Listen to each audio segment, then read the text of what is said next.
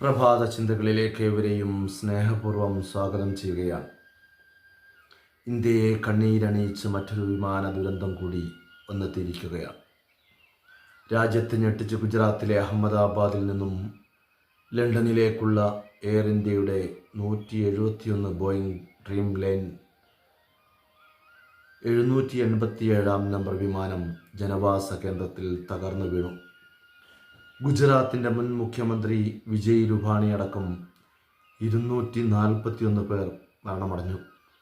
അപകടത്തിനിരയായവരിൽ ഒരു മലയാളി അടക്കം 169 ഇന്ത്യക്കാരും 53 ബ്രിട്ടീഷുകാരും 7 പോർച്ചുഗീസുകാരും ഒരു കന്നഡ സ്വദേശിയും ഉൾപ്പെടുന്നു.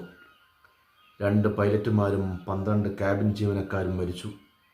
എന്നാൽ എമർജൻസി വാതിലിന് സമീപത്തെ 11A എന്ന സീറ്റിലെ യാത്രക്കാരനായ വിശ്വാസ് രമേഷ് കുമാർ അത്ഭുതകരമായി രക്ഷപ്പെട്ടു. ലണ്ടനിൽ നേഴ്സായി ജോലി ചെയ്യുന്ന രജിത ജി നായരാണ് മരിച്ച മലയാളി. വിമാനം ആദ്യം ഇടിക്കുന്നത് BJ മെഡിക്കൽ കോളേജ് സിവിൽ ആശുപത്രിയുടെ മെസ് കെട്ടിടത്തിലാണ്. തുടർന്ന് സീനിയർ റെസിഡൻസ് ഡോക്ടർമാർ താമസിക്കുന്ന അതുല്യം ഹോസ്റ്റൽ കെട്ടിടത്തിലേക്കും ചെന്നടിച്ചു. കാര്യമായ കേടുപാടുകൾ ഉണ്ടായെങ്കിലും ആളപായമൊന്നുമില്ല.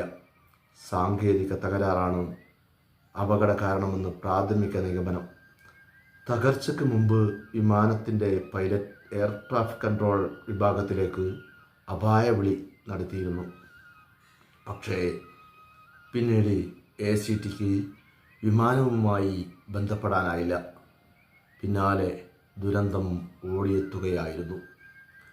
ആധുനിക ലോകം മനുഷ്യരാശിക്ക് നൽകിയ സൗകര്യങ്ങൾ ചിലപ്പോഴെങ്കിലും ഇത്തരം ആപത്തുകൾക്ക് വഴിമാറുന്നു. നഷ്ടപ്പെട്ടത് വിലപ്പെട്ട ജീവനുകളാണെന്ന് ഓർക്കുമ്പോൾ മനം തകരുകയാണ്. അവരുടെ വേർപാടിൽ ആദരാഞ്ജലികൾ അർപ്പിക്കുകയാണ്.